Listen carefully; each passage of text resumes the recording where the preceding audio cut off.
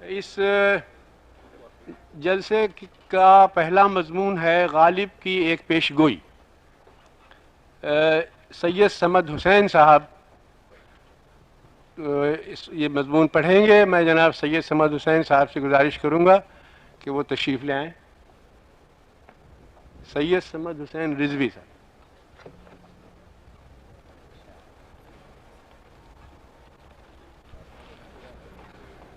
میرے مقالے کا عنوان ہے غالب کی ایک پیش گوئی۔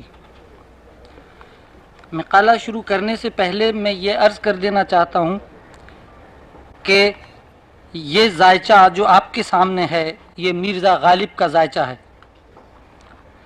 چونکہ میرے مضمون کا تعلق اسی ذائچے سے ہے، اس لیے آپ مقالہ سنتے جائیے، ذائچہ دیکھتے جائیے اور خود ہی دونوں کی مطابقت کرتے جائیے۔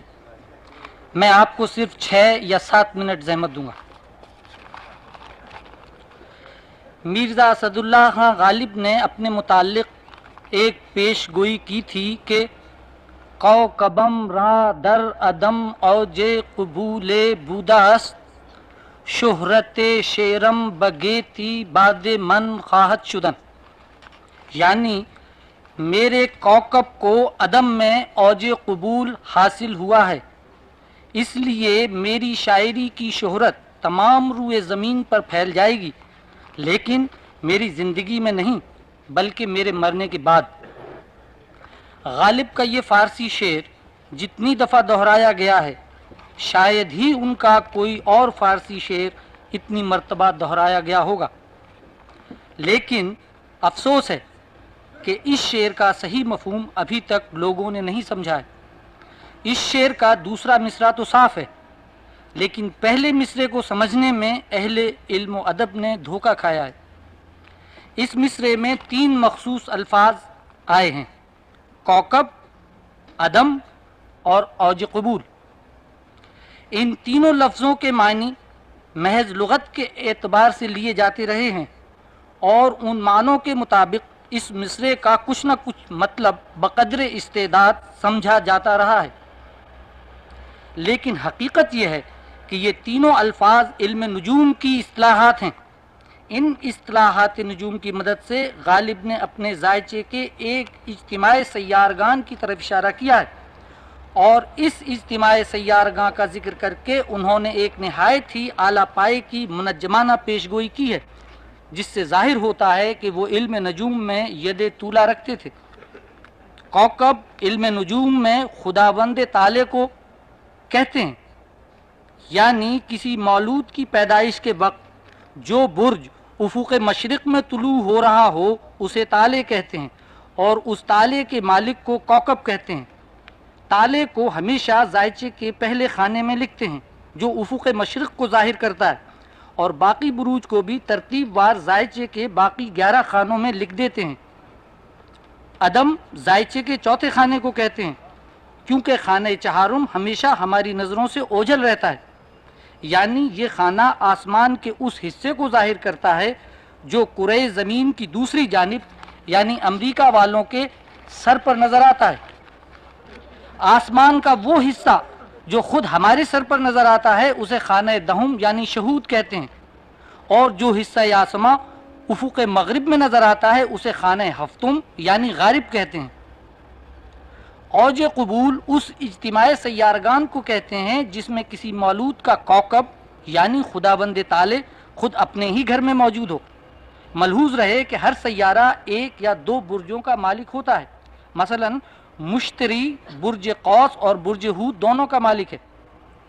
علم نجوم کے احکام کے مطابق جس مولود کے ذائچے میں اوج قبول ہوتا ہے وہ کبھی نہ کبھی ضرور عالمگیر شہرت کا مالک ہو جاتا ہے، خواہ زندگی میں خواہ مرنے کے بعد۔ اس تمہید کے بعد ذرا غالب کے ذائچے پر ایک نظر ڈال لیجئے۔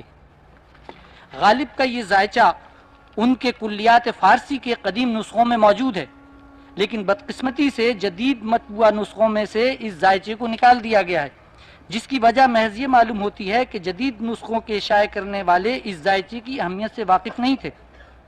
قدیم نسخوں میں یہ ذائچہ قصیدہ نحوم، در منقبت سید الشہداء امام حسین علیہ السلام کے ساتھ چسپاں کیا گیا ہے۔ اسی قصیدہ نحوم کی تشبیب میں غالب نے اس ذائچے کی تفصیل بھی بیان کی ہے اور ساتھ ہی ساتھ منجمانہ احکام کا ذکر بھی نہایت لطیف پیرائے میں کیا ہے، جس سے ان کے کمال فن کا اندازہ ہوتا ہے۔ اسی ذائچے کی بنیاد پر میں نے غالب کی صحیح تاریخ پیدائش 8 جنوری سن 1797 عیسوی مطابق 8 رجب سن 1211 ہجری بروز یکشنبہ معلوم کی ہے۔ یہ صحیح تاریخ پیدائش عام عقیدے سے بالکل مختلف ہے، کیونکہ اب تک متفقہ طور پر غالب کی تاریخ پیدائش 27 دسمبر سن 1797 عیسوی مطابق 8 رجب سن 1212 ہجری بروز چہارشنبہ سمجھی جاتی رہی ہے۔ اس بحث کی تفصیل میری طرف سے رسالہ اردو کے غالب نمبر میں شائع ہو چکی ہے۔ اس ذائچے میں تالے برج قوس ہے جس کا مالک مشتری ہے، لہذا غالب کا کوکب یعنی خداوند تالے مشتری ہے۔ یہ کوکب خانہ چہارم یعنی عدم میں ہے اور ساتھ ہی ساتھ برج ہود یعنی اپنے گھر میں بھی ہے۔ چونکہ مشتری قوس اور ہود دونوں برجوں کا مالک ہے، اس لیے غالب کے کوکب کو اوج قبول حاصل ہوا ہے، جس کے اثر سے پیدائش کے وقت ہی عالمگیر شہرت ان کا مقدر بن چکی تھی۔ اب یہ دیکھنا ہے کہ یہ عالمگیر شہرت انہیں زندگی کے کس حصے میں ملنی چاہیے تھی۔ اس کے لیے علم نجوم کا اصول یہ ہے کہ اوج قبول یافتہ کوکب اگر خانہ اول میں یعنی تالے میں ہو تو بچپن ہی سے عالمگیر شہرت حاصل ہو جاتی ہے، اگر خانہ دہم یعنی شہود میں ہو تو جوانی میں، اگر خانہ ہفتم یعنی غارب میں ہو تو بڑھاپے میں، اور اگر خانہ چہارم یعنی عدم میں ہو تو مرنے کے بعد عالمگیر شہرت حاصل ہوتی ہے۔ چونکہ غالب کے اوج قبول یافتہ کوکب یعنی مشتری کو عدم میں اوج قبول حاصل ہوا ہے، اس لیے ان کی شاعری کی عالمگیر شہرت ان کے مرنے کے بعد ہونی چاہیے۔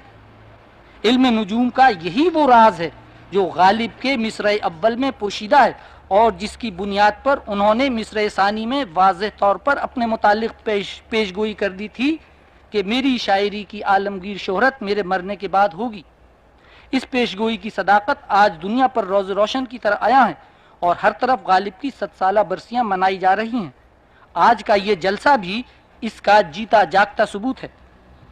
اب ذرا غالب کے اسی مشہور شعر کو ایک دفعہ پھر پڑھیے اور اس کا صحیح لطف اٹھائیے۔ کوکبم را در عدم اوج قبول بودا است، شہرت شعرم بگیتی باد من خواہد شدن۔ شکریہ۔